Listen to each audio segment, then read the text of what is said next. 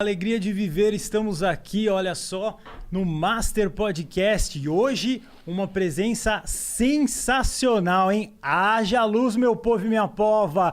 Joyce Hasselman está aqui com a gente, estamos todos muito felizes, mas antes eu vou falar da Dr. Hair. Dr. Hair, você quer fazer o seu implante capilar que fica aqui como eu, de bonezinho disfarçando que está começando a ficar carequinha, você deve ir falar lá com o Dr. Hair, link da descrição do vídeo tá lá, você vai, não precisa ir para a Turquia, é o mesmo preço, ele está democratizando o implante capilar e não é aquele implante que fica aquela cicatriz, é uma técnica completamente nova que ele trouxe da Espanha, o Dr. Stanley Bitar. Nós aqui do Master Podcast confiamos plenamente nele. Vai lá no link da descrição, você que está pesquisando no Google, onde que eu vou fazer a minha cirurgia, já sabe qual é o lugar. Dr. Hair. Dr. Hair, não esqueça esse nome. E também eu quero falar sobre a Foco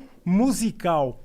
10 anos de tradição eles têm ensinando os instrumentos mais incríveis que você vai poder aprender de qualquer lugar do Brasil aí na sua casa. Violão, vocal, guitarra. Vai lá, olha os links da descrição do vídeo. A escola tradicional, 10 anos, eles sabem o que estão fazendo. Você vai realmente realizar o seu sonho de tocar violão, ou você quer aprender a cantar, ou a guitarrinha ali. E se não, se quiser piano é com você, né, Lordão? Quiser piano é na Lord Music Academy.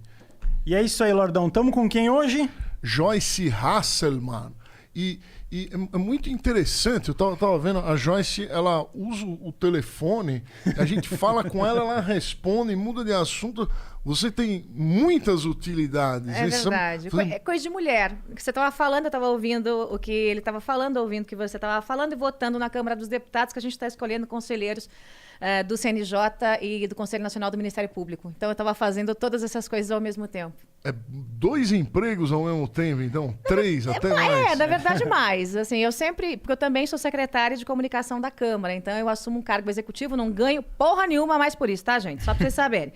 Mas administro todos os veículos de comunicação da Câmara. Então, Voz do Brasil, TV Câmara, Rádio Câmara, Agência Câmara. E estou fazendo um processo novo de licitação para cortar o custo disso, para ser mais eficiente e mais barato. Enquanto isso, eu faço campanha e me divirto. Pô, mas não ganha nem um cascalinho nada, a mais? Não ganha casca, não ganha nada, não ganha nada. Mas é bom, porque senão fica falando. Hein? Mas é bom pegar a coisa e mostrar que dá para fazer melhor do que foi feito, né? Então, fazer porque eu sei fazer. Sou jornalista, sei fazer, gosto de fazer, gosto de comunicação. E o pessoal lá tudo se arrepiou comigo, porque eu cheguei já botando fantasma para fora. Foi uma beleza. Cheguei demitindo gente que não existia. Foi lindo de ver. Mas agora tá tudo em ordem. A Voz do Brasil não é o negócio mais enfadonho do mundo. É quem que ouve aquilo? Eu tô ouvindo a rádio, eu quero morrer. Gente, mas é uma legislação, é super chato. Inclusive, quando eu tava trabalhando em rádio, a gente vivia brigando, botando liminar pra tirar a Voz do Brasil daquele horário e colocar 1 da manhã, sabe? 2 da manhã. Mas é uma coisa que é legislação e não tem muito o que fazer. Mas não são todas as rádios que tem, Algumas são, sim. Só que algumas conseguiram liminar. Como eu tentei algumas vezes, eu consegui, como diretora de algumas rádios. E daí você joga para um outro horário. Então, algumas rádios conseguem empurrar para 8 da noite, 9 da noite, mas obrigatoriamente tem que passar. Essa lei não fui eu que fiz, eu teria votado contra, mas já que tá lá, eu preciso resolver a coisa da melhor forma e do jeito mais barato. Como é que é enfadonho, né? Chatíssimo. Nossa Senhora. Era melhor fazer um podcast. Bem melhor. Bem melhor. Até eu mandei desenvolver um aplicativo para TV Câmara ontem. Porque as pessoas, gente, ninguém fica plantado vendo a televisão. Não. Elas querem ver no celular. Então, eu mandei desenvolver um aplicativo. Tem gente lá na Câmara para fazer isso de graça. Vamos fazer o aplicativo, colocar lá, as pessoas acessam pelo celular, pronto, acabou. E assim consegue acompanhar. Inclusive os jornalistas, né? Que tem informação da fonte na TV Câmara. Quando o pau come lá no plenário, quem está transmitindo ao vivo é a TV Câmara. Quando tem a tropa lá do PT saindo no braço lá com a tropa da direita e tal, é a TV Câmara que está mostrando. Então, é informação direto da fonte. Bacana. Você falou de direita, esquerda, etc. Todo mundo lembra muito, eu principalmente lembro bastante de você, bem ligado ao Bolsonaro. O que aconteceu, Joyce? O que Parece que que houve uma aconteceu? briga. Olha, aconteceu que entraram 3 patetas no meio do caminho, Quem? chamados Eduardo, Carlos e Flávio, né? Um até o nariz em esquema de corrupção, o outro maluco, tem que ter uma camisa de força, e o outro megalomaníaco. E eles atrapalharam o Brasil e sempre atrapalharam o Brasil. Desde a época da campanha eu tenho minhas pendengas com esses moleques aí. Consegui até blindar o presidente muitas vezes durante a campanha. E tem um fato muito legal, assim, a gente passou, né? Ele passou do primeiro pro segundo turno e eu fui eleita com mais de 1 milhão de votos e tal. E aí ele me ligou. Aquele jeitão, né? Porra, loira! Ele só fala palavrão, né? Porra, loira de 1 milhão de votos, porra! Eu sabia que você ia se eleger, mas porra, mais de 1 milhão de votos. O que a gente faz agora pra levar essa presidência? Eu falei, ô 01, você faz o seguinte, você pega os 3 garotos, tranca no banheiro e toma o celular. Porra, loira, não se bate em homem com a mão aberta, porra. Falei, 01, é verdade. Bota os 3 malucos no banheiro e toma o celular, porque eles só fazem caca. E aí a coisa foi se intensificando muito, porque desliga o celular. É, o Lorde, ele faz eu passar vergonha ao vivo com a Joyce Desculpa, foi a primeira vez que isso aconteceu. Tudo bem, vai, te perdoa. Ó pra você. No Lorde. Porrete pra você, Lorde. E aí, gente, eles começaram a se meter demais no governo. Os filhos. Os filhos. E se meter num ponto assim que ficou bizarro, né? Então o presidente começou a nomear petista para proteger o filho investigado nesses casos aí de rachadinha, que é eufemismo para roubo do dinheiro público, tá, gente? Rachadinha é apelido bonitinho para quem mete a mão no dinheirinho público. Tá? É isso, né? Aí inventaram lá, porque não sei mais quem faz, não sei mais quem não faz, não interessa. Quem faz é ladrão de qualquer jeito. Aí bota um petista na PGR, aí bota um petista lá no STJ, aí acaba com a Lava Jato, aí faz o Moro embora, né? Corta as asas do Moro de todo jeito. Então a pauta anticorrupção, que foi o que nos levou pra rua, que foi o que me motivou, inclusive, a deixar minha carreira bem-sucedida de jornalista, ir pra Paulista, brigar pela Lava Jato, pra tirar Dilma do poder, aquela confusão toda que eu armei no país, muito antes de Bolsonaro, que eu saía em caminhão de som no Brasil inteiro, quando ia pro Rio de Janeiro, eu tava lá no caminhão de som, Copacabana lotada, Bolsonaro tava lá de bracinho cruzado, lá embaixo, olhando. Não tinha nada de mito, era só um deputado que as pessoas olhavam como caricato. E eu estendi a mão pra ele. Quando nenhuma mulher queria saber dele nem pintado de ouro. É verdade. Por causa dessas bobagens que ele vive falando, esse machismo todo, né? Só fala besteira. E eu fui fazendo um processo de reeducação, dando aulinha pra ele de privatização. Não tinha Paulo Guedes, não tinha ninguém na época. Era a Joyce. Presidente, tem que privatizar. Não vou privatizar! Porra nenhuma de Petrobras. Vai privatizar, presidente. Eu vou te explicar por quê. Eu tenho gravado isso, eu dava aulinha pra ele. Dizia o que ele tinha que falar na imprensa pra não falar tanta besteira e tal. E a gente foi moldando ele. E ele entrou na onda Lava Jato. Então não foi que se criou uma onda Bolsonaro. Ele se apropriou de uma onda anti-PT e pró-Lava Jato. E aí embolou tudo. Virou, né? Só que quando ele começou a romper as promessas, as bandeiras, as palavras que ele deu... Amigo, eu não vou passar a mão em cabeça de corrupto. Não interessa, pode ser meu pai, pode ser meu filho, pode ser quem for. Vai em cana. E eu falei isso pro presidente, se fosse meu filho, eu botava em cana. Não era que eu ia esconder debaixo da mesa. Eu botava em cana. Então não pode colocar corrupto e maluco acima do país.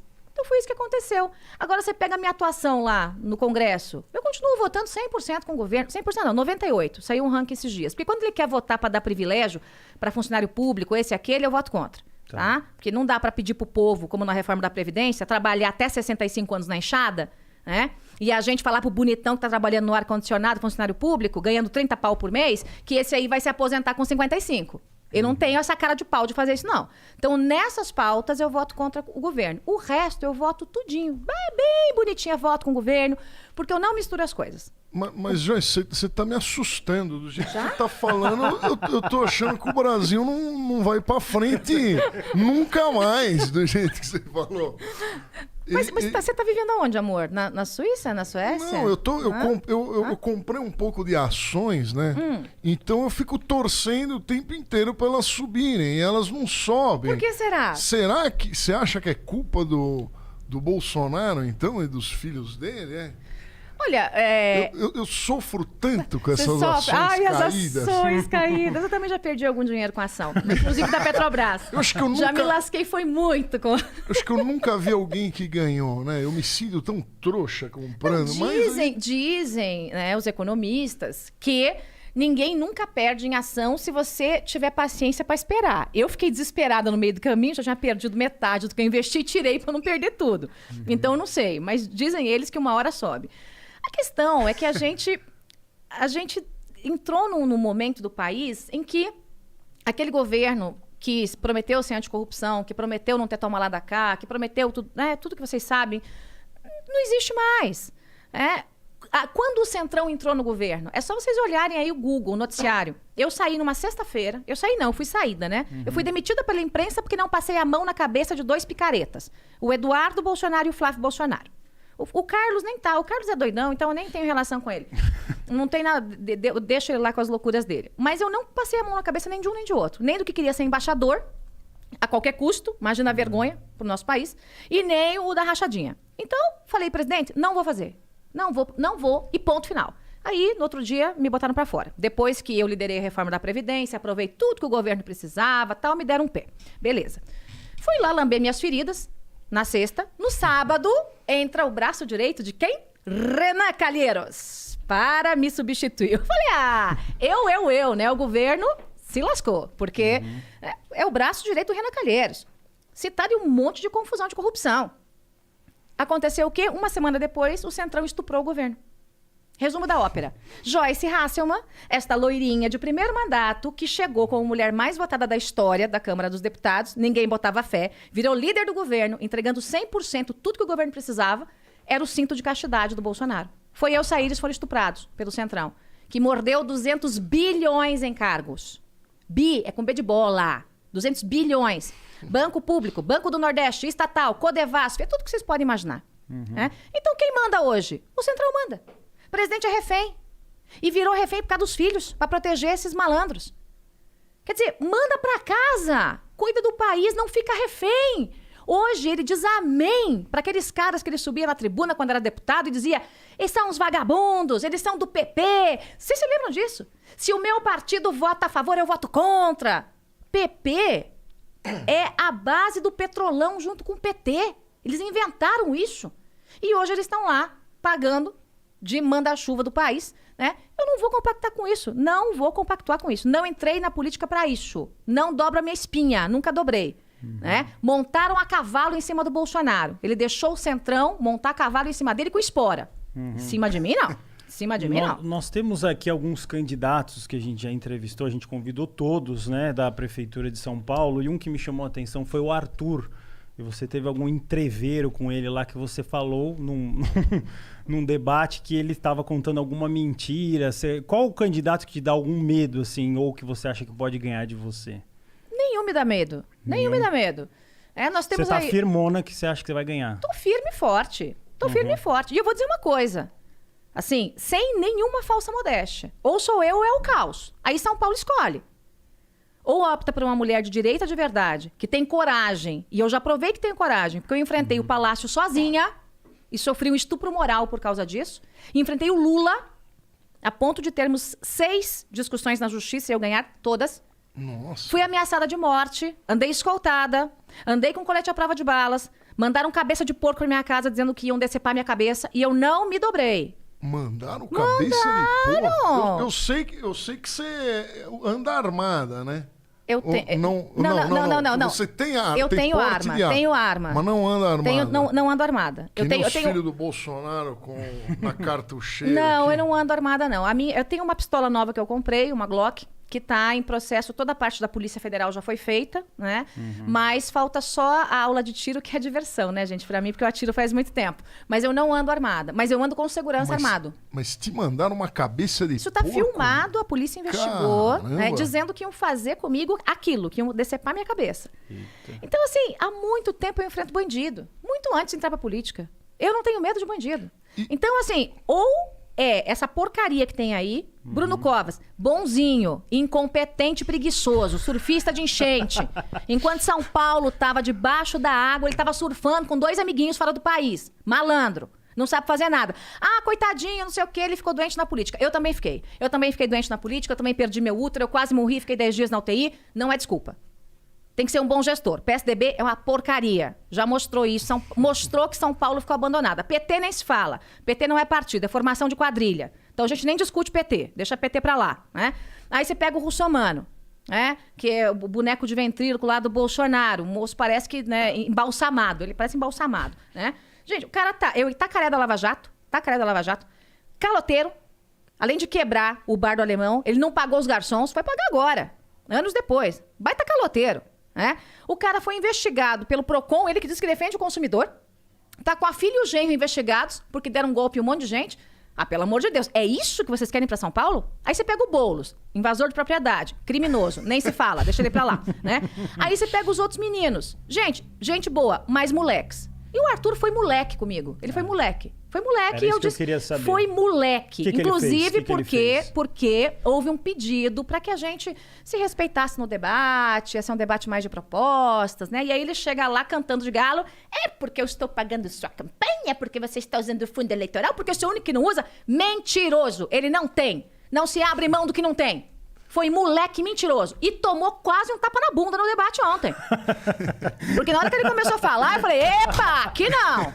Quase que ele toma uns tapas na bunda, né? Porque moleque tem que ser tratado assim. Eu o respeitei e ele não me respeitou, né? Inventou uma cifra absurda, 10 milhões, não sei de onde que ele tirou essa cifra e não sei o que, tal. Enquanto eu tô recebendo pelo partido, pela Nacional, né, os caraminguás lá, para ajudar as minhas candidatas mulheres. Eu tenho que cumprir cota. Eu tenho, por lei, que dar dinheiro para essas mulheres fazer campanha. Eu tenho que cumprir cota para negro. E eu já falei, se todo mundo abrir mão de fundo, todo mundo que tem, não o Arthur, que diz que tem e não tem. O partido dele tem 10% do fundo do meu. Divide isso pelo país, não dá nada. Então, é conversa fiada dele, né? É conversa fiada. Quando ele tá no horário eleitoral, que se diz gratuito, ele tá usando o dinheiro público. E ele tá lá. Porque aquilo é renúncia fiscal, é dinheiro público. Então é um baita do hipócrita que fica cantando de galo, achando que todo mundo vai simplesmente engolir as bobagens que ele tá falando. Então eu o respeitava até ontem. Ontem eu vi o quanto ele é moleque. E eu não respeito moleque. E eu não tô falando de idade, não. Eu tô falando de quem honra as calças que veste. Honre as calças que veste. Porque da próxima vez toma 3 tapas na bunda. Vou fazer com ele o que eu devia ter feito com os filhos do presidente. O que o presidente devia ter feito. Vira 3 tapas na bunda pra aprender a ser homem. Mas entendeu? Você acha mesmo que se os 3 filhos do Bolsonaro fossem enjaulados, o Brasil ia tomar outro rumo? Foi esse o grande problema? De verdade, não é uma coisa muito pouca? Não é. Só isso? Não é porque o presidente é absolutamente manipulado pelos filhos. Então, é um negócio absurdo. Ele não consegue lidar com os filhos? Não consegue. Se ele não consegue lidar com a família, provavelmente, analogamente, a gente pensa que não consegue lidar com o Brasil. Mas aí eu lidaria. Não, eu lidaria, o Moro lidaria, o Paulo Guedes lidaria. O que nós combinamos com o presidente? A gente já sabia dos problemas com a família e de alguma falta de preparo para muita coisa. Mas não precisa ele ser preparado 100%. Precisa só ele ser honesto. E deixar quem é preparado trabalhar. Só isso. Foi isso que nós combinamos. Então eu brincava com o presidente e dizia assim, presidente, dá uma de Miss Universo, joga charme, dá tchauzinho aos estados brasileiros e deixa que eu trabalho, negão. Eu trabalho, o Paulo Guedes trabalha, o Moro trabalha e tá tudo certo. Vou eu na área política, liderando o Congresso e, de novo, a minha gestão foi de absoluto sucesso pro presidente. Vai o Moro combatendo a corrupção, vai o Paulo Guedes na economia, vai o Tarcísio cuidando de obras. Acabou, amigo. O resto a gente vai levando. E enquanto foi assim, a coisa funcionou. Não precisa o presidente cuidar de tudo. Precisa ele não atrapalhar. Precisa ele ser um cara honesto, que saiba colocar as pessoas certas e capacitadas no lugar certo, porque o dono do cargo é ele. Eu nunca fiquei chateada por ele ter me tirado da liderança do governo. Dane-se, o cargo é dele. Quem perdeu foi ele. Eu não perdi nada. Eu ganhei tempo. Ganhei tempo e ainda emagreci 20 quilos, que eu não tinha tempo de me cuidar. Olha só, ganhei. Tô gata agora. Engordei enquanto estava lá trabalhando pelo governo e me chamaram de Pepa, de porca, dos cambal. Esses filhinhos educados do presidente. Se eles estivessem fora, eles não teriam atrapalhado. Todas as pessoas que foram fritas no meio do caminho foram fritas porque discordaram de algum modus operandi de um dos filhos do presidente. Foi assim com o Bebiano. Foi assim com o Santos Cruz. Gente, Santos Cruz é herói de guerra. Santos Cruz não é um miliquinho, é um herói de guerra.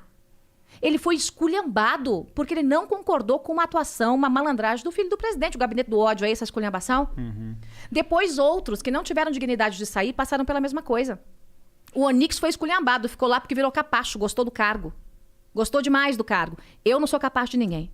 Fizeram isso com o Mourão, o vice-presidente da República. O Carlos chegou a insinuar que o presidente corria risco de vida por conta do Mourão. O Mourão é um homem sério, um homem honesto, um homem decente. Eu vi os olhos do Mourão marejados de água. Quando conversei com ele, disse, eu entendo o que você está passando. Eu vi. Fazerem isso com um general como o Mourão, um cara sério, que aos 48 do segundo tempo topou ser vice do Jair Bolsonaro, com a gente articulando isso de madrugada porque não tinha vice. Então não se faz esse tipo de coisa com seus aliados, né? E é isso que eu dizia pro presidente. E ele sabe que não pode fazer. Mas ele deixa os filhos e ele vai deixando e a ponto do Carlos, uma vez, sequestrar o telefone do presidente, sequestrou com a senha do Twitter, falou, vou embora e eu vou me matar. Eu vou me matar. Se não fizer o que eu quero, me mato, me mato. Aí o presidente fica doido, porque realmente o menino é meio maluco, vai que, né? Então, assim, esses 3 meninos tiraram do presidente a autoridade do presidente. Sim. Virou casos de família o negócio. É um negócio absurdo. Não é um negócio absurdo. Podia ser o programa da Cristina. E a responsabilidade é deles. O Centrão tá lá, a responsabilidade é deles. Tem petista na PGR, a responsabilidade é deles. Tem petista no Supremo, a responsabilidade é deles. Tem negociação com essa gente que quer fazer tudo para, né, manter o poder. Infelizmente, a responsabilidade é deles e de um presidente que não tem força para cuidar de 3 filhos. Né? Fossem os meus, estavam lascados. Sim. Você ficou triste na parte pessoal. Eu sei que sua resposta fiquei, talvez seja falar, não fiquei. Quando chamaram você de... Eu não vou repetir os nomes repetir. aqui. Eu já tô curada, estou magra. Mas foi ruim, você ficou... Foi horrível, né, gente? Foi um estupro moral que fizeram comigo. Assim, não é uma pessoa, 2 pessoas, 3 pessoas. É uma máquina incentivada por robôs e uma máquina de células do mal. Então tem esses robôs. É um cancelamento. Sofreu foi um bullying, na verdade.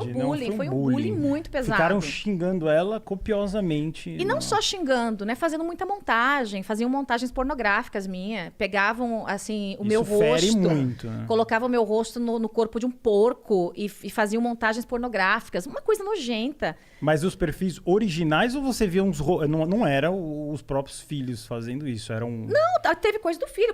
Mas não chegou a esse nível... Quando eu tava na UTI, com COVID, quando eu peguei Covid, e eu era grupo de risco, porque 3 meses antes eu fui pra UTI, eu perdi meu útero, passei por um processo bem complicado, o Eduardo escreveu, não sabia que Covid dava em porco. E eu internada. Tá lá no perfil dele, tá deve estar até dele, hoje. E eu internada. Como... Então, assim, eu jamais faria isso, nem com o pior bandido. Como é que fazem uma coisa com a pessoa que mais os ajudou, que mais ajudou o pai? E desde antes, quando o pai era absolutamente rejeitado por todo mundo, visto como um caricato. Então, as discussões, você discordar faz parte do processo democrático. Agora, fazer esse tipo de coisa, isso não é democracia, isso é bandidagem. Não se faz esse tipo de coisa. Ainda mais usando uma máquina toda para destruir reputações. Então, claro que eu fiquei chateada, claro que eu fiquei magoada, fiquei depressiva, acabei no hospital, tanto que acabei no hospital. Porque eu somatizei um monte de coisa. Eu fiquei esse tempo todo sem cuidar de mim, sem cuidar da minha saúde, meus hormônios lá na flor da pele, eu segurando sozinha a barra ali entre o governo e o Centrão, e ainda tendo que segurar os moleques. E depois, quando eu saio, vem esse massacre. E o pior, gente boa, gente que pensa, que não sabe o que está acontecendo e que pega esse tipo de informação e toma como verdade. O Brasil pirou, gente. As redes sociais enlouqueceram o país. Então, as redes sociais estão infernais. Enlouqueceram, porque as pessoas compartilham coisas que são mentiras, mas elas não param para pensar. Mas não é uma parcela menor que usa as redes sociais? É uma bolha. É uma bolha. É uma bolha ideológica que favorece PT. E agora a tropa do Boulos, né? Porque todo mundo tem vergonha de falar que é PT. Então agora quem é PT é Boulos, né? Que se apresenta como um esquerdinha mais limpinho, Eu acho tão legal, gente. É a mesma conversa de sempre, tem trouxa que acredita. Então, favorece essa tropinha da esquerda e favorece os bolsonaristas loucos, os bolsominions. Ninguém pode falar que foi mais bolsonarista do que eu. Agora, eu não vou concordar com essa maluquice. Não vou. Eu não vou concordar com essa política de ódio que nós criticávamos no PT. Nós fomos às ruas criticando o PT, dizendo que o PT queria implantar uma ditadura aqui, queria cercear a liberdade, queria destruir reputações. Eles estão fazendo a mesma coisa. Igualzinho. Mesma coisa. Não mudou nada. Mas isso não vai ser nos próximos 50 anos? Não vai ser sempre a mesma coisa? Se depender de mim, Porque não. nos últimos anos... O que mudou no Brasil? Ô Joyce, o que você vai fazer, que você é candidata a prefeita, para que não acabe sempre... A gente viu já uma história, o Dória falando, não, você é um gestor espetacular, e tudo, não, que legal, ganhou, meio que não foi tão espetacular. Bolsonaro, eu vou defender a honra do brasileiro, vocês vão levantar a bandeira do Brasil e parece que né? O que você vai fazer? Porque você pode prometer aqui pra gente que vai fazer e pode cair no cué. Não. Conte como que você vai fazer isso. Não vou cair no cué pela história que eu tenho. O que seria mais fácil na minha vida? Engolir os 3 filhos do presidente, baixar a cabeça, dizer que eles são lindos, maravilhosos, que não tem corrupção no governo, ficar lá linda, maravilhosa como líder do governo, comandando Câmara, comandando Senado, mandando nos ministros e dizendo ao presidente o que ele tem que fazer, o que ele tem que falar. Ia ser muito mais fácil. Né? Passar uma imagem fake. Né? Dar uma dobradinha, assim, pra corrupção na espinha, né? Ficar só um pouquinho maleável, só um tiquinho de nada, assim, tipo varinha verde. Não. Eu paguei o preço. Eu paguei o preço em todos os níveis. Eu perdi seguidores nas minhas redes. Tem um bando de maluco que fica hostilizando quem me defende nas minhas redes. Tem gente que nem sabe quem eu sou e às vezes grita na rua, né? Mas é bom que quando um grita contra, 10 gritam a favor. Então, as pessoas estão acordando. Eu podia estar num mar de rosas, muito tranquila. Inclusive, disputando a prefeitura aqui com o apoio do presidente, se eu tivesse me dobrado. Eu não fiz. Eu paguei o preço. Eu podia ter seguido minha carreira e continuado ganhando 10 vezes mais do que eu ganhava. Eu optei por entrar na política e por fazer o certo. Então, eu não sou como eles. Eu não sou como o Bolsonaro. Eu não sou como o PT. Eu não me vendo. Eu não me dobro. Então, todo mundo sabe disso. Uma vez, surgiu uma fake news que foi feita até por um braço aí dos bolsonaristas no Rio, dizendo que meu marido, à época, agora a gente, né, já tô sem aliança e tal, aquela coisa. A política é difícil, né? A política é complicada, mas meu marido, à época, tinha fechado um contrato milionário com o Witzel no Rio e tal. Eu até fiz um vídeo e falei, nossa, eu sou muito foda, porque eu mando no governador de São Paulo, segundo eles, e eu mando no do Rio também. Você manda em tudo. Essa mulher demais. Gente, os caras piram, né? E aí me perguntaram, isso é verdade? Eu falei, não. E se for? Se for, eu me separo dele pelo Instagram. Eu me separo dele pelo Instagram, jogo as roupas dele pela janela. Porque é assim que eu sou. Não compactuo com corrupção. Então essa é a minha diferença desses outros. Além de eu não compactuar com a corrupção, eu tenho coragem. Entendi. Porque para fazer o que eu fiz, tem que ter muita coragem. Ninguém tem. Ninguém enfrenta o palácio. Ninguém enfrenta a máfia sozinha. Eu enfrentei. E tenho enfrentado. Então, daí você já percebe quem pode realmente entregar o que promete e quem só fica fazendo lacração na internet ou mentindo para as pessoas. Bom, é legal. Muita gente falou que os candidatos aqui prometeram que vão acabar com a Cracolândia, né? Já foi essa a discussão que deu mais audiência aqui no Master Podcast. Inclusive, a gente trouxe um interno da Cracolândia, o Márcio Américo, um abraço para ele, e ele falou que é praticamente impossível acabar com a Cracolândia, porque a Cracolândia é feita de pessoas e não é exatamente um lugar. Você tem algum plano seu para tentar acabar com esse negócio que destrói não só São Paulo, como todo o Brasil, né? As drogas e etc., como a nossa possível prefeita? Bom, vamos lá. Dá para acabar com a Cracolândia assim. Quando eu conversei com o Sérgio Moro sobre isso, eu até falei, olha, acho que é um problema insolúvel. Ele ele pegou o porrete. Não é um problema insolúvel.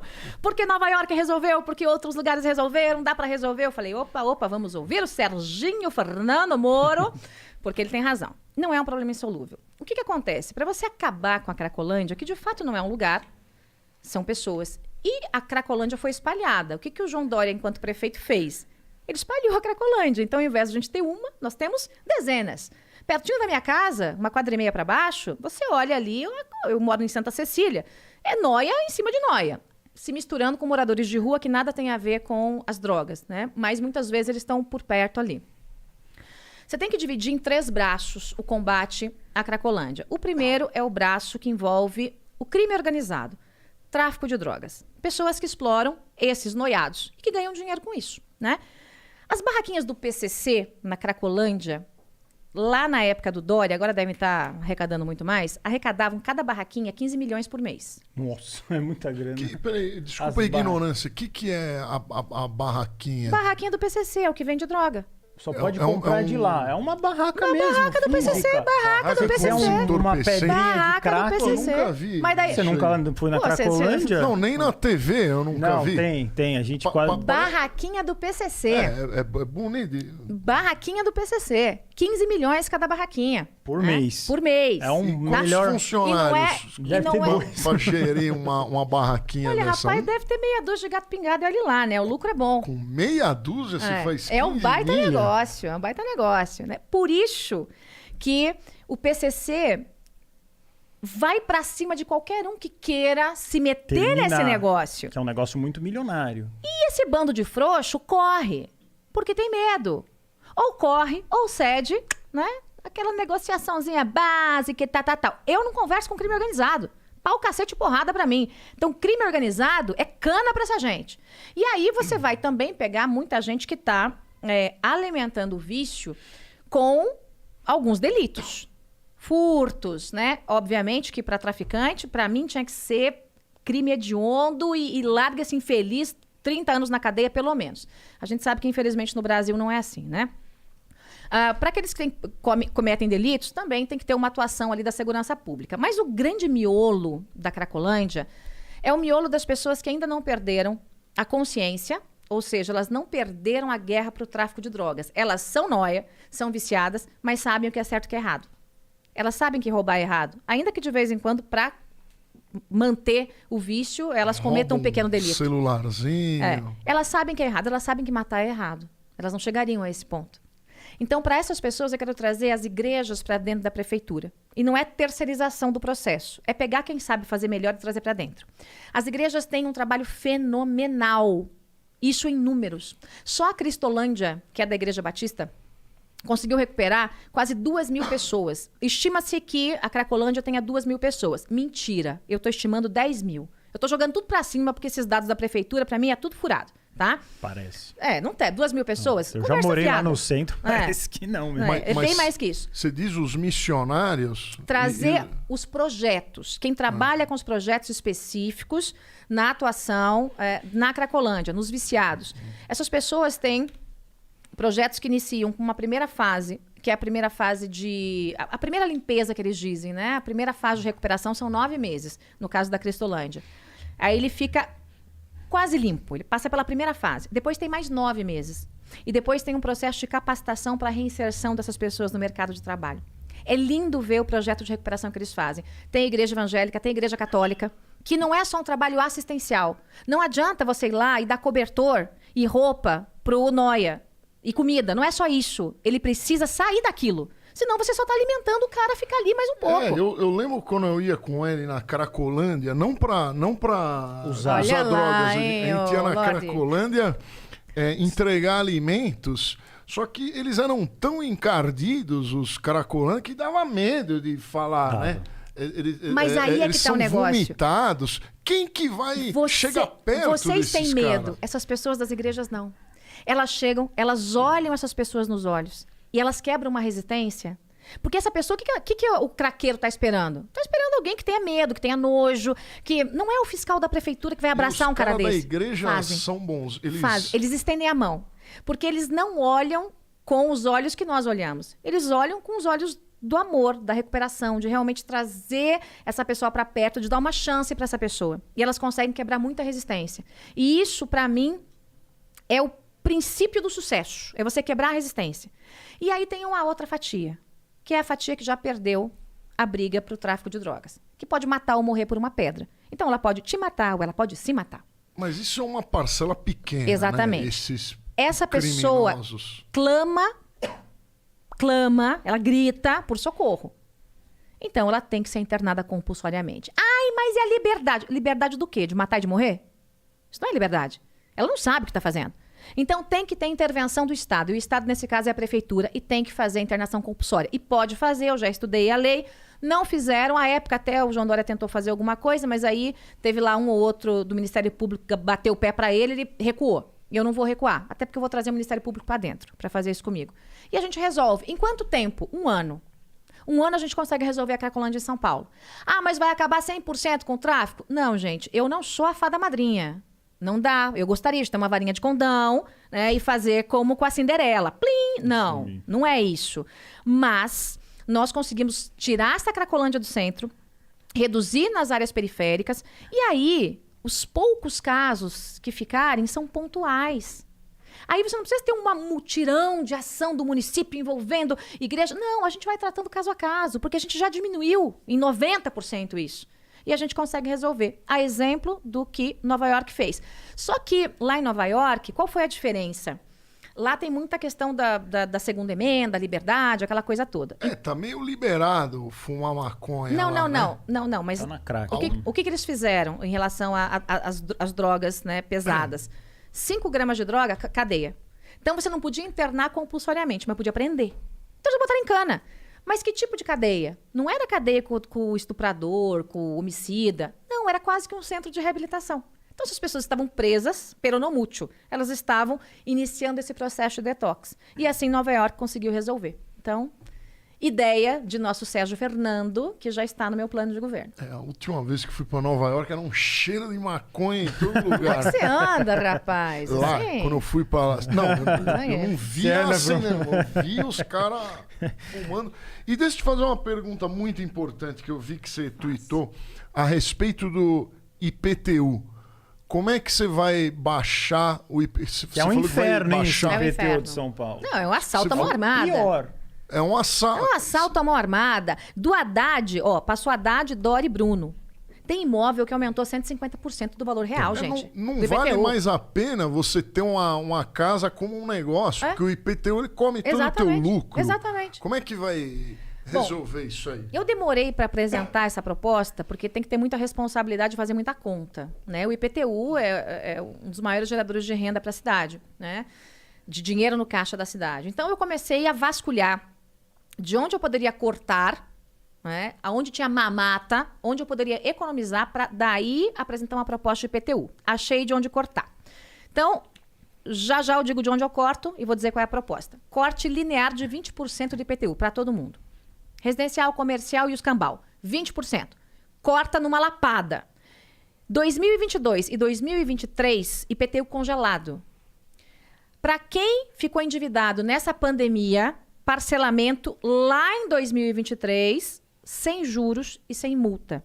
Por que sem juros e sem multa? Se você atrasa o teu IPTU, você vai pagar 0,33 de juros e multa por dia. É impagável. A dívida fica impagável. Acabou. Não tem como. Então, um negócio que custa 1 vai virar 10. O que custa 10 vai virar 100. É impossível, não tem como pagar. E aí você vai gerando pessoas que estão na dívida ativa, pessoas que estão devendo para a prefeitura e que chegam ao ponto de dever mais de IPTU do que vale o imóvel. Aí elas abandonam os imóveis. Aí o imóvel fica abandonado, um elefante branco. Eu não quero isso. E eu não quero comércio fechando também por conta do IPTU caro. Então, eu não vou perseguir comerciante que não conseguiu pagar o IPTU esse ano. Ele vai ter todas as licenças que precisa, vai poder trabalhar, porque eu quero que ele mantenha a porta aberta e eu quero que ele possa gerar emprego. Eu não sou doida. Se ele fechar a porta, eu vou ter mais gente na fila do desemprego. Quer dizer, vai ser mais um problema para eu resolver. Eu não quero ter mais problema, eu quero resolver os problemas que hoje existem. Então, dá para cortar. De onde sai o dinheiro? Só a máfia dos transportes, essa corja aí ligada à PCC e os cambal, leva todo ano alguns bilhões do dinheiro público. Para o ano que vem, a estimativa é de mais de 4 bi. Esse ano ultrapassou 3 bi tanto, chegou a quase a 4. A expectativa era 3,100 bilhões, foi para quase 3,600 ou 700, e ano que vem será mais de 4 bi. Quando eu falo que vou cortar em 20% o IPTU linear, esse corte me gera uma renúncia de receita de mais ou menos 2 bi. A máfia do transporte leva 4. Ainda me sobram 2 para investir em outra coisa. E outras tantas máfias e outros tantos contratos que eu vou fazer a revisão dentro da prefeitura. Então dá para fazer. Eu não estou fazendo uma promessa maluca.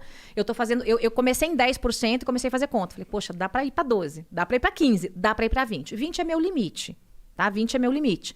Mas dá para fazer e eu vou fazer. E desculpa a minha ignorância, máfia do transporte, no caso, é passagens de ônibus. A máfia do transporte, ela é uma junção do poder público, prefeitura, Câmara, porque tem um braço considerável lá ligado à máfia do transporte, e PCC, além de outras organizações criminosas, né?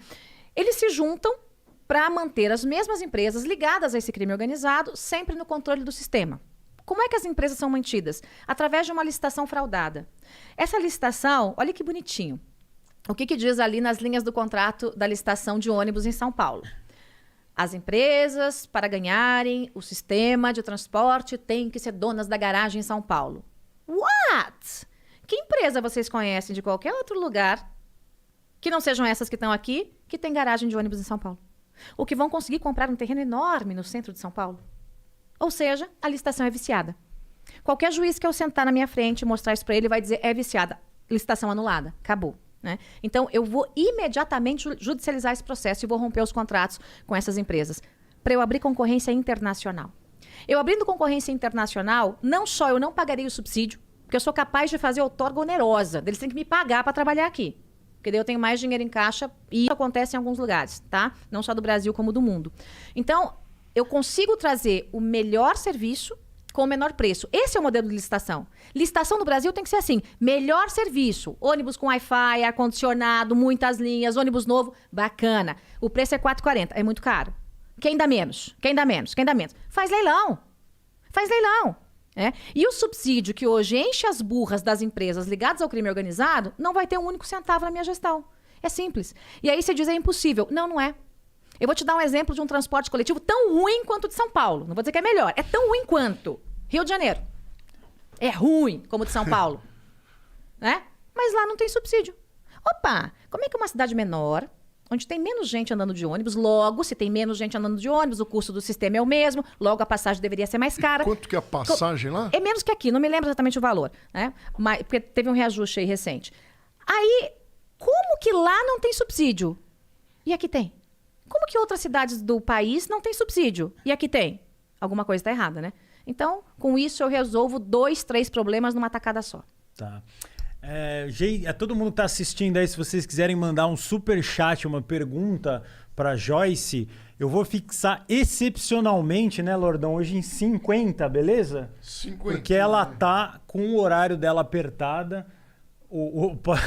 O assessor dela aqui tá falando, mas eu continuo. Eu ia procurar no Google aqui, 4,05, com R$4,05 a passagem no Rio. Com o aumento. É porque tava 3 e tanto. E aqui é quanto? 4,40, nego. E o metrô também, 4,40. Na interligação do bilhete, né? É muito caro. Então, galera, só 50 excepcionalmente que ela tá com o horário apertado. Então, quem quiser fazer uma pergunta aí, que tiver ao vivo, pode mandar que a gente vai ler. Eu não vou conseguir, talvez, ler todas, porque aqui a gente tá num papo aqui tunado. Não é, Lordão? Então, vamos lá, vamos seguir. E, ô Joyce, o que você pretende fazer com a coisa que atrapalha tanto o povo, que é a multa, que todo mundo reclama muito da máfia, da multa? Qual que é o seu plano para isso aí também, que é uma coisa bem... porrete neles. Porrete neles. Máfias, me esperem. Gente, às vezes as pessoas falam, essa mulher é doida. Eu sou um pouco mesmo. Tem que ser, né? Para se candidatar a prefeito. Mas são todas as cidades do interior, eu acho que a maior arrecadação... Multa, lixo e transporte. É uma multa pegando... Multa, lixo e transporte. Quem entra na cidade. São as principais máfias, tá? E geralmente as empresas são do mesmo grupo. Como é que elas fazem? Tem uma empresa cabeça, e aí tem vários CNPJs diferentes, mas ligados à mesma empresa, ao mesmo CNPJ cabeça. Então, a mesma máfia que atua aqui, atua no município aqui do lado, atua no outro aqui atrás, atua no outro mais na frente. É o mesmo grupo, porque eles vão criando subgrupos, mas todos interligados na mesma máfia. Então, é lindo! É lindo! Né? E ninguém tem coragem de enfrentar. Agora, esse negócio de máfia da multa, pardalzinho escondido, tem que acabar, gente. Pelo amor de Deus, é ridículo. Esses dias, o presidente do meu partido, o Luciano Bivar, falou assim, Joyce, eu tenho um carro antigo em São Paulo.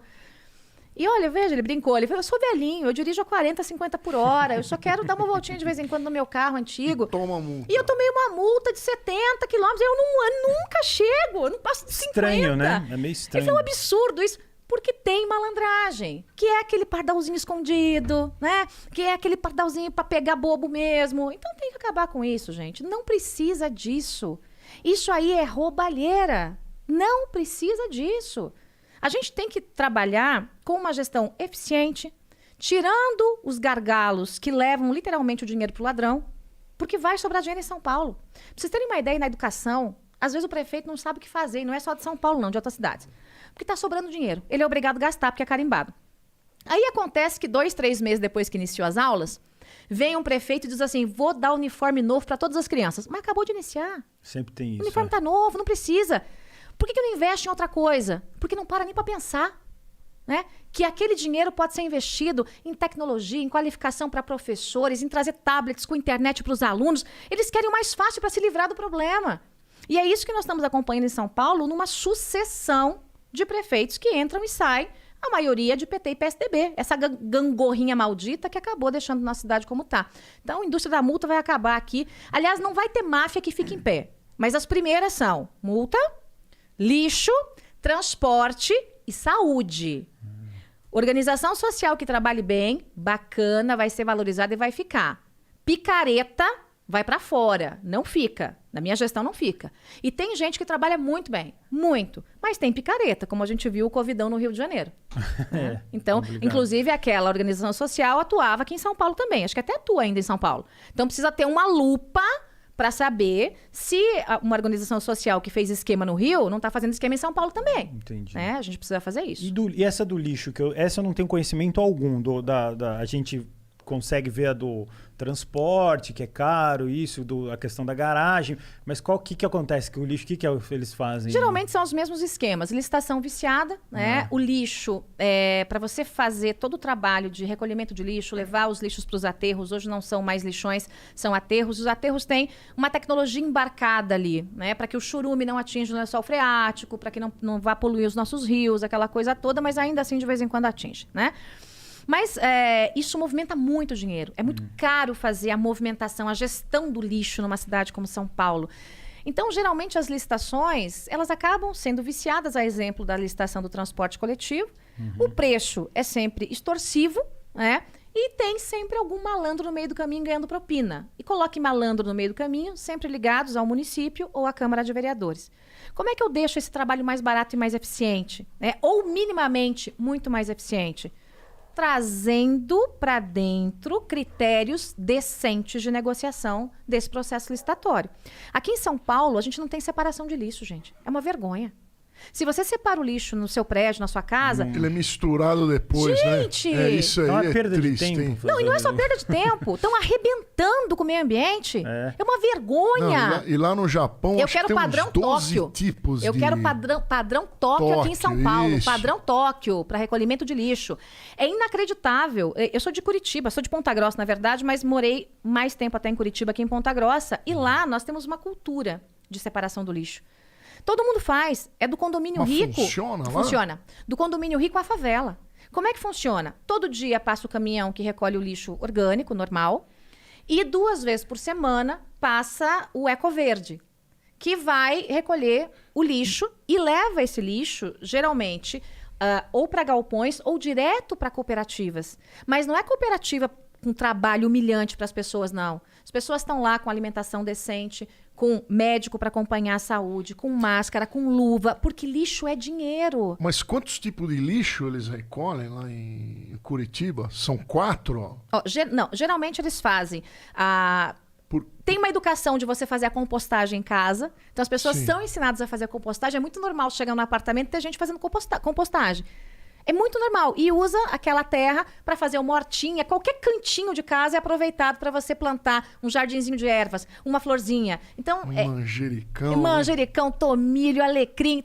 É o jeitão da madeira, né? A gente é meio... Eu brinco, a gente é meio da roça. A gente gosta de mato, essas coisas. Então, é da cultura. Você reduz muito o lixo orgânico com isso. E, geralmente, separa, por exemplo, garrafa PET com garrafa PET. Latinha de metal com latinha de metal. Papel com papel. Então, essa separação simples, qualquer um pode fazer. Mas eu lembro quando eu fui no Japão, acho que uns 12 tipos de lixo. Sim, mas calma, né? Minha meta é padrão Japão, mas se eu começar padrão Curitiba, já tá bom, né? Que cada tipo de plástico uma coisa. Ele vai para um lugar, tem as pilhas também. Mas isso requer uma educação profunda, um processo de conscientização que eu tenho que fazer nas escolas com as crianças. Mas o brasileiro... Eu tenho que ensinar. Não, eu vou ensinar a molecada na escola, que vai chegar em casa e vai puxar a orelha do pai e da mãe. Vai dizer, mãe, essa caixinha de leite, você tem que lavar, aí você tem que espremer ela, tem que deixar ela fininha, você vai empilhar, e aí vai passar aqui, o moço recolher tal dia da semana. Eu vou transformar as nossas crianças em pentelhos do meio ambiente. Vocês vão ver. Eles vão ficar na cola dos pais. Porque é o único jeito de eu conseguir. Claro, vamos fazer campanha na TV, campanha no rádio, campanha nisso, campanha naquilo. É mais eficiente a molecada. A aula de educação ambiental dentro da escola municipal. E essa criança vai virar ali um agente ambiental junto comigo e dá para a gente fazer. Junto disso, além da gente ter que ter essa coleta, né, do lixo reciclável, o aproveitamento, porque isso gera dinheiro e protege o nosso ambiente, a prefeitura também tem que ter espaços específicos para que as pessoas possam descartar lixos grandes, né? Por exemplo, o sofá velho, a televisão que quebrou, a geladeira que ele não quer mais. E muitas vezes isso vai para uma barranca de rio, vai para um córrego. Aí o que acontece? Dá enchente e isso se volta contra todo mundo. Então, colocar nos mais diversos cantos da cidade esses espaços para receber esse tipo de lixo, fazer a triagem, encaminhar cada tipo de lixo para o local certo, também ajuda muito. E são coisas baratas. Quanto é que eu ganho? Quanto é que eu gasto com isso? Não gasto 1 centavo. 1 centavo. Eu privatizo. Eu privatizo, pronto, acabou, porque lixo rende dinheiro. Em alguns municípios de países mais avançados que o nosso, o lixo orgânico é incinerado, queimado, sem produzir poluentes e vira energia. Gente, vira energia elétrica. Do lixo é energia. Tem aqui, na região no oeste do Paraná, eu até fiz um trabalho uma vez que ganhou um prêmio nacional de jornalismo, que eu chamei de Itaipu às avessas. O que eram? Eram pequenos produtores que criavam porcos e galinha, né? Juntavam o esterco do porco e da galinha, colocavam isso num lugar, numa estufa, e aquele gás gerava energia. É o biodigestor. Aquele gás gerava energia. Isso é espetacular. E aí você pega, o que acontecia? Eles usavam a energia na propriedade deles. Só que sobrava. O que sobrava, eles vendiam para Itaipu. Então, olha que legal, é uma Itaipu às avessas. É você pegar um pouquinho de cada um e transformar num monte de energia. Por que a gente não pode fazer isso aqui com o nosso lixo? Dá para fazer. É verdade. E vamos tocar no assunto do corona, que todo mundo está vivendo, todo esse problema e tal. Se você entrar lá na prefeitura, o que você pretende? Vai voltar às aulas para as criançadas? As mamães não aguentam mais? Na hora. Esse negócio de ficar em casa não, aí gente, tá feio, vai voltar a aula no primeiro dia, vai ter colégio todos os dias do ano, porque a gente vai ter que fazer 1 ano em 2. Quer dizer, 2 anos em 1. Né? Eu vou ter 1 ano para fazer 2, né? Porque foi uma piada esse ano para as crianças, uma brincadeira de mau gosto. Não adianta dizer, teve aula online. Mentira, a criança não tem acesso à internet. A internet não pega. Não, e criança não tem disciplina. Vai para Grajaú, vai para Marcilac para ver se você consegue internet de qualidade. Né? Vai aqui, Santa Cecília, onde eu moro. Desculpa, não tem. Isso é piada, entendeu? Mesmo para quem paga, não tem. Então foi uma piada. Escola aberta todos os dias. Mas a mãe tá com medo porque tem um idoso dentro de casa, é grupo de risco. Tudo bem, não leva. Mas a mãe vai escolher. Não é o prefeito que tem que dar uma de galo e dizer, não, vai ser assim, as crianças não vão voltar. Criança na escola. Vamos tomar as medidas todas que precisam, álcool em gel, bonitinho, vamos botar ali aquelas esteiras que higienizam o pezinho da criança quando entra. Protocolo de segurança. Agora, a vida precisa continuar, gente. A vida precisa continuar, apesar do corona. Né? E as nossas crianças têm que aprender. Então, vou trazer as crianças para a escola com todos os procedimentos de segurança e vou implantar o ensino em tempo integral. O que é o ensino em tempo integral? É a criança o tempo todo aprendendo, não necessariamente dentro da sala de aula. Então, ela vai ficar um tempo em sala de aula, o resto do tempo ela terá um tablet adequado, que eu já vi de onde vem, quanto custa, o mais barato e qual é o software que dá para usar. Tá? Dá para trazer por R$385 da China. Pode falar a marca, né? Não. Quer falar, senão vai ficar famosa. Na China é a marca que você quiser, né? Você fala assim, quer tal marca? Tudo é igual. Tá tudo igual, tá tudo certo. Que interessante. Eu quero comprar um desses. A marca virá a Prefeitura de São Paulo. Entendi. É isso, tá? Por que eu sei que funciona? Teresina, capital do Piauí. Piauí é um dos estados mais pobres do Brasil. Gasta metade por cabeça de criança no investimento em educação e tem o maior IDEB do Brasil, enquanto a gente está em 10º lugar. Opa. Então a gente gasta o dobro e tem um desempenho muito inferior. Exatamente isso. Ou tem incompetência, ou tem corrupção, ou tem as duas coisas. Então a gente vai ter que resolver esse negócio. E dá para resolver.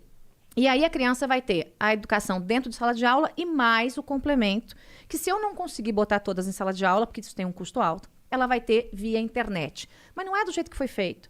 O professor foi pego de surpresa, gente. Nem sabia. O professor que estava acostumado a dar aula no quadro negro, quando tem quadro negro dentro de sala de aula, tem escola que não tem, de repente ele se viu no meio, né, de uma obrigatoriedade de dar uma aula online para as pessoas.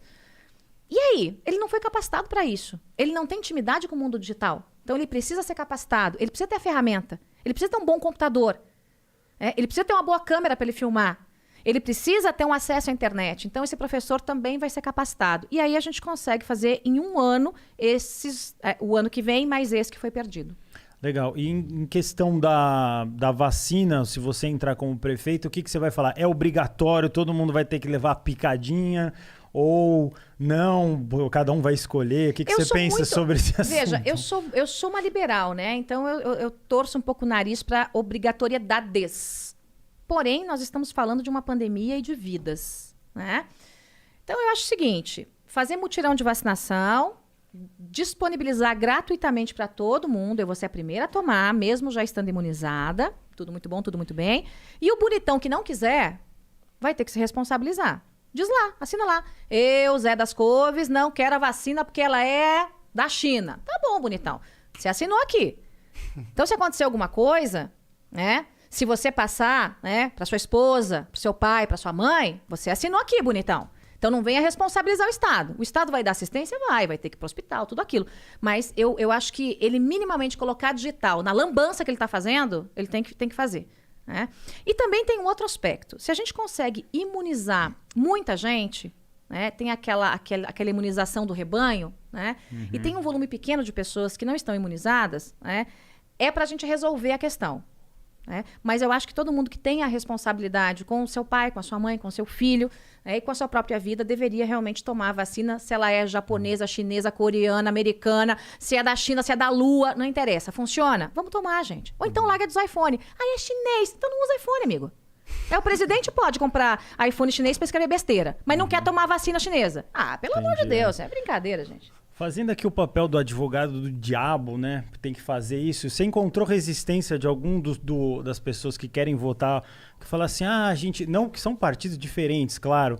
Não por você ser mulher, a pessoa, a gente colocou a Dilma e deu errado. E não sei o que. Alguém já te abordou? Não é o pensamento do nosso podcast. Pelo contrário. O que as mulheres me dizem, muitas delas, e homens também, enfim, podemos ter uma mulher de verdade, né? Muita gente fala para mim, você ainda vai ser a primeira mulher de verdade a ser presidente da República. Então, tem muito isso, assim. As mulheres falam, você sim me representa. Ontem, até no debate, foi muito legal, porque eu cheguei lá e, assim, foi uma enxurrada. As mulheres todas vieram. Joyce, você nos representa. Mulheres de outros partidos que concorrem com gente do meu partido, tirando foto, pedindo para estar comigo, dizendo que eu as represento. Então, é muito legal isso, assim. É muito legal dar esperança para a mulher em ver que a gente pode fazer uma coisa diferente para a política. E também tentar botar um DNA, que eu fico o tempo todo tentando botar um DNA nelas, para que elas queiram estar na política. Sim, né? Eu sonho em ter uma política 50-50, metade mulheres, metade homens, mas porque elas querem. Não porque tem cota, não porque tem obrigação. Né? Porque elas desejam estar na política. Então eu tenho muita vontade legal. que isso A gente vê lá na Inglaterra, deu bastante certo, mulheres no poder, não tem problema nenhum. Se for competente, vai dar certo. É isso aí. Não pode ser uma de qualquer Dilma, jeito, né? Mas se né? for competente, é isso aí. Tem alguma aí, Lordão? Vamos com o superchat, Igor? Vamos, acho que não chegou superchat, que eu coloquei muito alto. Mandou? Então lê aí, Lorde, eu tô sem. Tá. É a primeira vez que eu vou ler o superchat, hein? Pode ler. Giovanni Ravagnani. Joyce, o governador João Dória quer acabar o buzzer, o Uber do ônibus aqui no estado de São Paulo. Quer acabar? Segundo ela, né? Não sei se é verdade. Segundo uma direito, né? Não, segundo o que o cara tá falando aqui, eu não sabendo. Até marcar uma manifestação para amanhã contra essa proibição. Qual o seu plano para os aplicativos de mobilidade ônibus em São Paulo? Eu sou super a favor. Acho uma bobagem do governador esse tipo de coisa. Acho que a gente tem que liberar os aplicativos. Claro, você tem que ter, no caso do aplicativo do Uber, né? Você tem que ter um mínimo de informação para segurança, né, do passageiro e até mesmo do motorista. Mas é uma tendência mundial. Um imbecil do Russomano aí não falou que quer acabar com o Uber? É um imbecil, gente. Pelo amor de Deus. Não, acabar com o Uber não dá. Aí não dá. É um imbecil. Não, mas ele quer, um imbecil. É um imbecil. Os táxis antigamente eram extremamente caros. Não dava para andar de Eu acho que tem espaço para todo mundo, né? O que aconteceu? O que o fenômeno Uber fez, né, com os táxis? Muitos se obrigaram a deixar o carro mais limpo, uma aguinha ali dentro para o cliente, né? Então, eu acho essa concorrência muito saudável. O que também não dá é para ter um zilhão de cobrança em cima dos táxis, né? Um monte de burocracia em cima deles, enquanto os Ubers têm mais liberdade. Eu não proponho colocar mais cobrança em cima do Uber, mas mais liberdade para o taxista. Você veja que, muitas vezes, o motorista de táxi, aquele que está lá dirigindo, aquele que, né, entrou na fila para uma licença, ele é basicamente um explorado. Ele comprou aquele táxi, o que não deveria acontecer, porque quem tem acesso às licenças são as pessoas ligadas aos vereadores, que vão lá, fulam a fila de quem estava esperando, e aí quem estava na fila tem que comprar. Ele paga lá 100 mil, 200 mil, 300 mil, ou seja, ele não começa no 0 a 0. No ponto de táxi? Não, para ter o carro, para ter o táxi. Para ter o carro? Para ter o carro. O que é ilegal, mas acontece debaixo do nariz de todo mundo. Então, a gente tem que desburocratizar o táxi e não burocratizar o Uber. É aí o caminho. Liberdade para trabalhar. Bora trabalhar em condição de igualdade. Quem oferecer o melhor serviço, com o melhor preço, bacana, e vambora. Você falou da água e faz tempo que eu não pego um Uber que vem com uma aguinha. Meu sonho era pegar um Reclama Uber aí, com hein? uma Perrier. Aí já é demais. Aí já é demais, olha lá. Aí você pede um Uber Black, entendeu? Blindado, aí vem. É mais caro do que a viagem. Vamos aqui que chegou aqui mais dois. Ó, o Alan Kobayashi mandou R$ 54,90. Obrigado, Alan Kobayashi.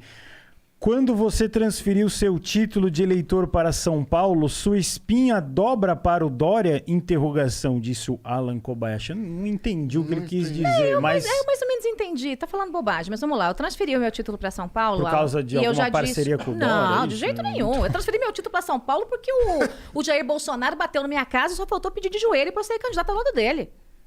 Insistiu. Eu falei, não vou. Ele fez um vídeo público. Falou, não é convite, é convocação. Tá na internet, vai ver, pra não falar asneira. Porque senão fala bobagem. Aí quando as pessoas dizem, você apoiou o Dória em 2018. Eu apoiei, gente. Ou era ele ou era o Márcio França. Caramba, vocês queriam o quê? Que eu apoiasse o Márcio França? Um baita gangster de esquerda? Amigo do Zé Dirceu?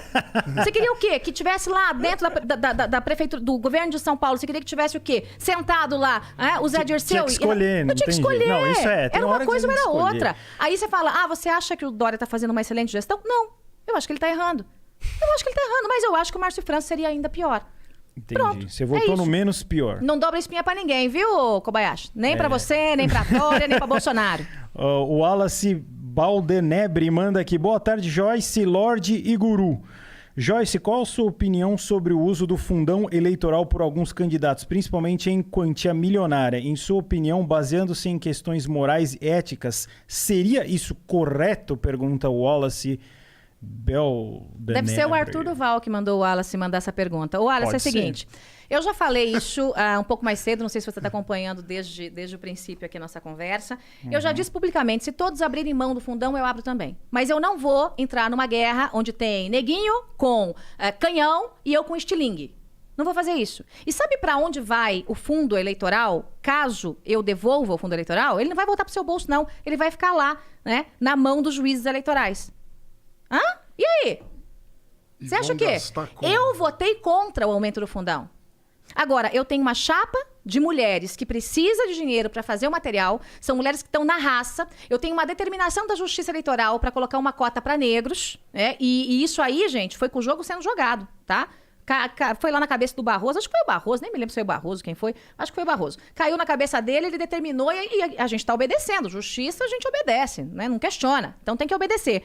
Aí vem o candidato, que imagino que seja, né, incentivado por ele que você está fazendo essa pergunta, dizendo, eu abri mão do meu fundo eleitoral. Mentira, não abriu mão porque não tem. Partido dele, Patriota, tem 10, 12% do que tem o meu partido no país inteiro. E não ia colocar um único centavo na candidatura do menino, para ficar fazendo lacração na internet. Então, não se abre mão do que não tem. Não adianta você dizer, eu vou andar de bicicleta porque eu abri mão de andar de Mercedes. Mentira, não tem Mercedes, só tem bicicleta. Então, conversa fiada. Então, não venha com essa hipocrisia. Aí vem o bonito lá, que agora eu chamo de Mamãe Calei, né? Porque ontem eu calei ele. Aí vem o bonito lá, Mamãe Calei, Dizendo, porque hipócrita, ele está no horário eleitoral, meu amigo. Horário eleitoral é renúncia fiscal, é dinheiro público. Então vamos mudar a lei. Aí eu topo.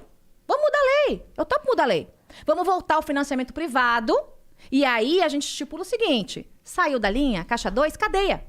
Eu topo, cadeia. Cadeia e pode até ter um cacetete no meio, entendeu? Cana, gente. Eles pegaram a legislação, que era uma legislação que abria caminho para corrupção, e ao invés de consertarem a lei, eles mataram o paciente. Proibiram as doações de pessoa jurídica, né? E os doadores geralmente são de pessoas jurídicas, porque pessoa física, o que as pessoas fazem? Põem um prolabore pequeno, até para não pagar um imposto gigantesco, né? É isso.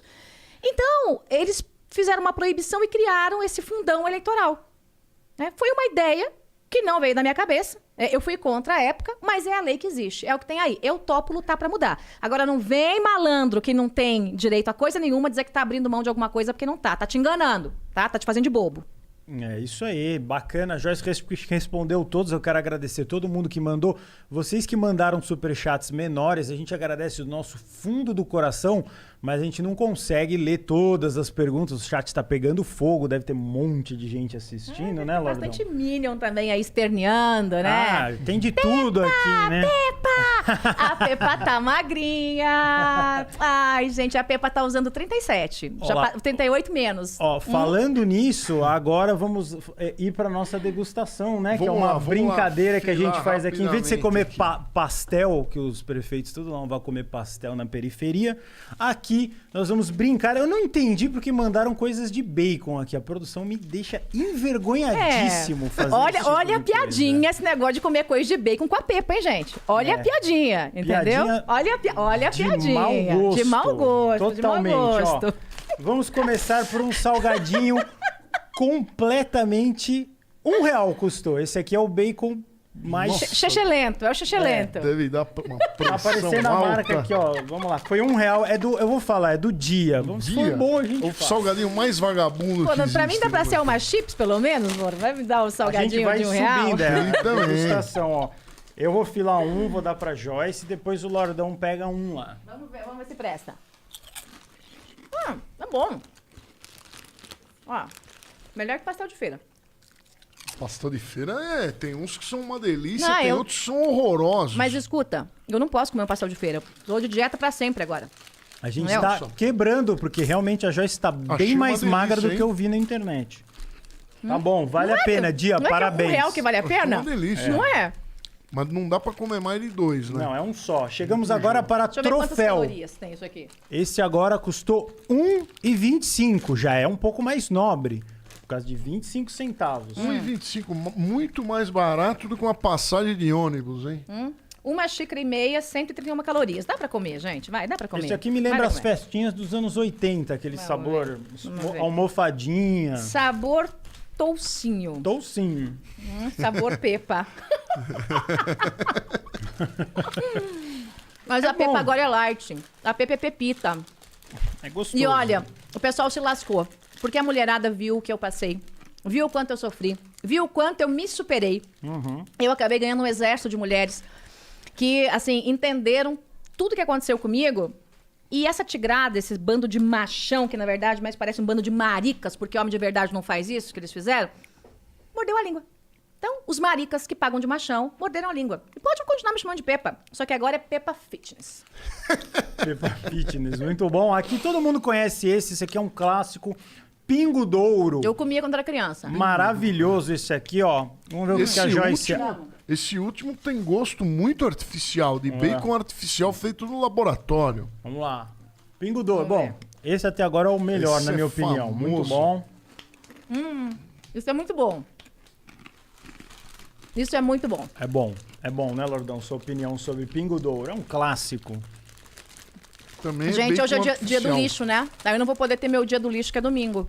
Que é o dia que eu posso comer uma pizza, comer uma porcaria. Vocês Não, mas é tão anteciparam. pouquinho, Quebramos. Isso aqui não deu nem um grama. Grama. Isso Pega aqui um que só. pegou, Baconzitos Delma Chips também muito famoso. Não Vamos pega lá. um só, tá regulando? Assim, você abre o negócio e me oferece, quer que eu pegue um só? A gente quer te manter Parece- assim, fit. Não. Pegar um punhadinho, né? Porque esse aqui é o melhor. É pra ser, né? Bom, hein? Esse é bom. Esse até agora ganhou Esse no é o de ranking. Playboy, né? Esse é O de Playboy é o último aqui que nós vamos pegar. Esse foi o mais caro. Muito bom esse aqui. muito bom. Faz, eu acho que mais de 20 anos que eu não como um baconzito. Não, eu já enfiei o pé na jaca algumas vezes. Até porque os filhos gostam, aí... Bom. E aqui nós temos o torresmo, pele suína frita. Olha só que beleza aqui. Foi o mais caro de todos, custou R$20. Mas isso é de verdade, né? De verdade, é o primeiro que a gente Então, vai é pegar de sem ser verdade. Isso aqui é de sintético. mentirinha, gente. É. Isso aqui é de trigo com sabor. Esse é o couro do porco frito, é? Gente, isso aqui, Sensacional. meu tio fazia muito na fazenda. É um negócio de louco, assim. Fazia, né? De que Ah, isso é cidade muito bom. que você é? Eu morei no Brasil inteiro. Não, mas que você nasceu. Nasci em Ponta Grossa. Ponta Grossa. Você quer? Lógico Vou que te eu dar, quero não. experimentar. É tão bom assim? Vou te dar, não. Pô, podia ter trazido um vinhozinho, A né? assessoria tá... É verdade. Podia ter trazido um vinho aqui, porque daí a gente já comia esse negócio com É de vinhozinho. verdade mesmo. e É tá bom, muito bem bom, feito, hein? bom. Quanto Não, esse é custou bom. aqui, Guru? Vintão esse aí. E é bom mesmo. 20 Esse é torresmo de verdade. Em top veia, uma maravilha. É isso. É Uma uma co- maravilha, em top veia. Todas as padarias vocês vão encontrar um bom aí pra comer. E foi uma maravilha, né, Lordão? Não foi? Esse podcast foi sensacional. Muito bom. A gente vai deixar aberto agora a câmera da verdade, que nem o Clodovil tinha, que é a câmera do Guru do Himalaia, pra Joyce Hasselman mandar um recado, reclamar de alguma coisa. Fala o que você sente no seu plexo solar aqui, no seu peito. Fale o que você quiser. A câmera está aberta para milhões de pessoas assistindo, Posso seus tomar futuros eleitores. Pode tomar uma aguinha depois de comer Pode. torresmo, Você depois tá de comer totalmente à baconzitos. vontade. Aqui é um podcast que não segue os padrões da televisão e da rádio, que são infames perto do futuro da comunicação, que é o podcast. É verdade. Sempre que eu fiz rádio, eu fiz assim, rádio de um jeito bem diferente. Primeiro, eu quero agradecer a todos. Adorei estar aqui, adorei bater esse papo com vocês. O convidado era pra gente jogar conversa, né, fiada fora. Nem tudo foi tão fiado assim, falamos de coisas sérias. E o que eu quero dizer é que eu tô aqui pra ajudar a mudar São Paulo, gente, né? Vocês já viram um pouquinho que eu sou da pá virada, e eu sou da pá virada mesmo, e eu não sou de ficar fingindo que eu não sou. Então não espere que eu chegue fofinha. Ai, que fofinha que ela é. Não, gente, eu não sou fofinha. Eu sou uma mulher de coragem, uma mulher forte. E pra enfrentar tudo que tem em São Paulo, tem que ser uma mulher de coragem, uma mulher forte. E quando eu cheguei aqui, o Lorde estava me dizendo, olha, você tá no telefone, tá falando, tá votando e tal. É isso que São Paulo precisa. Alguém que faça 10 coisas ao mesmo tempo. E eu sou especialista nisso. Lembre-se que eu liderei um governo esquizofrênico numa Câmara absolutamente de pernas pro ar, né, que não queria papo com o presidente da República, num Senado também de pernas pro ar, e tudo deu certo, né, e eu fiz em 1 ano. Isso é uma coisa que eu gosto muito de falar, mais do que aqueles marmanjos fizeram em 30.